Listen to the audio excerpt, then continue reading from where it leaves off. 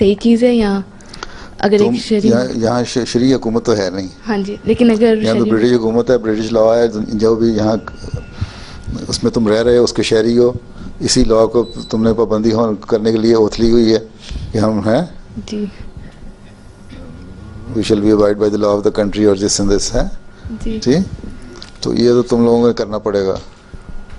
मगर अगर शरई तौर पे देखा जाए, शरई तौर पे देखा जाए तो उसमें शरीयत तो ये कहती है कि तुम जो ये तकसीम बता दी है कि इस तरह अपनी जायदाद की तकसीम करो, लेकिन जो तुम्हारी प्रॉपर्टी है जो उसमें कमा रहा है वो उस पर ज़कात अदा करे, गरीबों का ख्याल रखे, मुस्किनों का ख्याल रखे।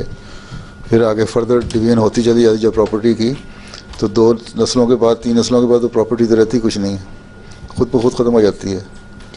ये तो पहले दिन ख़त्म कर देना चाहते हैं, यहाँ आहिस्ता आहिस्ता तकसीम हो जाती है इस्लाम में।